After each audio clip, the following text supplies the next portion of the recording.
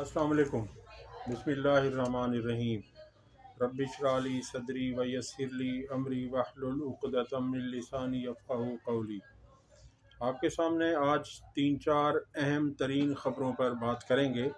उन ख़बरों की तफसील से पहले आपसे रिक्वेस्ट है कि हमारी वीडियोज़ को लाइक करें और हमारे चैनल को सब्सक्राइब करें। पहली ख़बर है, तहरीक इंसाफ के कारकुन अहमद शाह वल्द अब्दुल्ला को पुलिस हिरासत में शदीद ज़ख्मी हालत में हस्पताल मुंतकिल कर दिया गया है। याद रहे कि हफ्ते को तहरीक इंसाफ ने एहतजाज की कॉल दी थी कि पुरअमन एहतजाज किया जाए धांधली के ख़िलाफ़। उस एहतजाज के लिए लाहौर में कारकुनान निकले और कारकुनान को बहुत बड़ी तादाद में गिरफ़्तार किया गया और उसी गिरफ़्तारी के दौरान एक शख्स अहमद शाह को भी गिरफ़्तार किया गया और उसे थाने ले जाकर मुबैना तौर पर तशद्दुद का निशाना बनाया गया, जिससे उसके हाथों और जिस्म पर ज़ख्मों के निशानात थे और उसे इस वक्त ICU में दाखिल कर दिया गया है। इंटेंसिव केयर यूनिट में वो इंतहाई निगहदाश्त के वार्ड में उसे रखा गया है और वो मौत और ज़िंदगी की कशमकश में मुब्तला है। अल्लाह उसे जल्द सेहतयाब करे।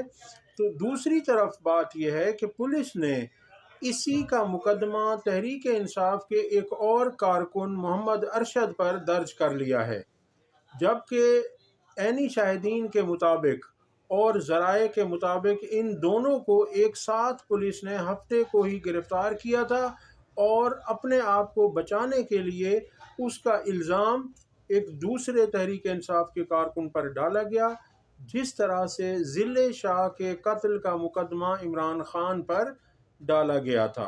आपके इल्म में है कि ज़िले शाह को भी पुलिस हिरासत में मुबैना तौर पर तशद्दुद करके उसके जिस्मों पर 40 से ज़्यादा ज़ख्म थे, जो उसकी पोस्टमार्टम रिपोर्ट थी, और वो इल्ज़ाम भी पुलिस ने अपने सर लेने के बजाय तहरीक इंसाफ के चेयरमैन इमरान खान पर डाल दिया था और अब ये भी इसी तरह किया जा रहा है। आप देखिए कि निगरां पंजाब हुकूमत और मरियम की पंजाब हुकूमत में कितनी मुमासलत है। वो भी इसी तरह से जबर जुल्म फस्तायत करते थे, पुलिस गर्दी करते थे, और ये मरियम नवाज़ भी उसी तरह से इसकी हुकूमत कर रही है। तो अब इससे आप अंदाज़ा कीजिए कि निगरां हुकूमत भी नून लीग ही का तसलसल थी। दूसरी खबर यह है कि अदनान चौधरी, जो कि तहरीक इंसाफ के साबिका MPA थे, उन्हें कत्ल कर दिया गया है। और कातिलों को जब गिरफ़्तार किया गया और उनसे पुलिस ने तफ्तीश की, तो उन्होंने दौरान तफ्तीश इकरार किया कि उन्होंने गोलियां चलाई हैं साबिका तहरीक इंसाफ के MPA पर, और उन्होंने ऐसा नून लीगी MNA दानियाल चौधरी और नून लीगी सेनेटर तनवीर चौधरी के कहने पर मुबैना तौर पर ऐसा किया है। ये इब्तदाई तफसीलात हैं। वैसे तो कानून में पुलिस के सामने दिए गए बयान की अहमियत नहीं होती।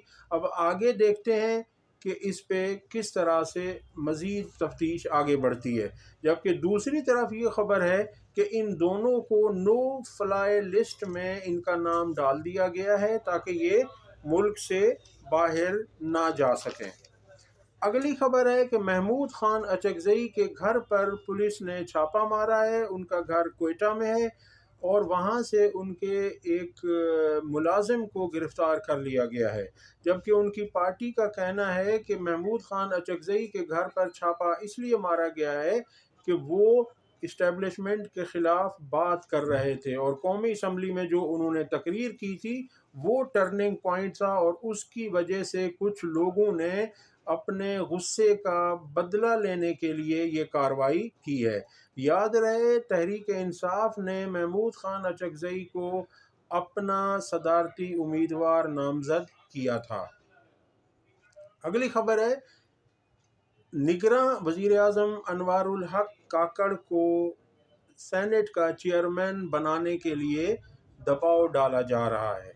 ज़राए का कहना है कि आसिफ जरदारी یوسف رضا گیلانی کو چیئرمین سینیٹ بنانا چاہتے تھے، اور اس بات پر پوری پیپلز پارٹی متفق تھی کہ یوسف رضا گیلانی کو ہی سینیٹر ہونا چاہیے، مگر اب دباؤ کے نتیجے میں بہت جلد آپ کو سننے میں مل جائے گا کہ انوار الحق کاکڑ کو چیئرمین سینیٹ بنا دیا گیا ہے، اور یہ انوار الحق کاکڑ نگراں وزیر اعظم تھے۔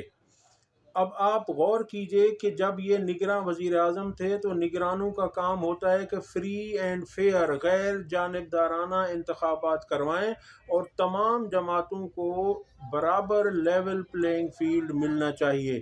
تو جو شخص وزیر اعظم ہونے کے اگلے ہی دن جا کر پیپلز پارٹی کی طرف سے چیئرمین سینیٹ بننے جا رہا ہے، کیا اس نے اپنے عہدے کے دوران پیپلز پارٹی کو اپنی جانبداری نہیں کی ہوگی؟ انہوں نے ان کی طرف یقیناً وہ پیپلز پارٹی کے لیے ان کے دل میں نرم گوشہ ہوگا، اور تحریک انصاف کو جس طرح سے دبایا گیا وہ آپ سب کے سامنے ہے۔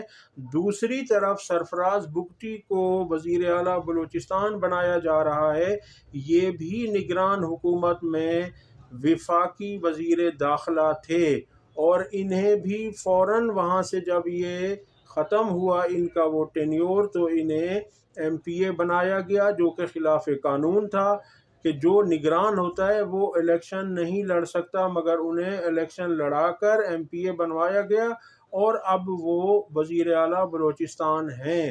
دوسری طرف یہ بھی اسی طرح سے ان کو چیئرمین سینیٹ بنایا جا رہا ہے۔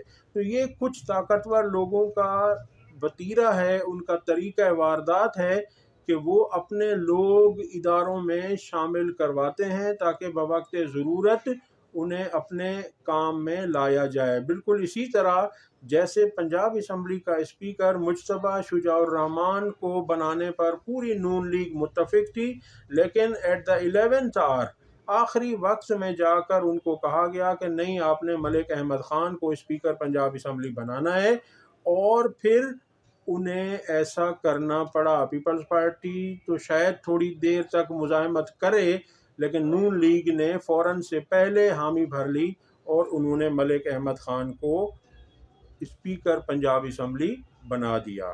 اب تک کے لیے اتنا ہی، اگلی ویڈیو تک اللہ حافظ۔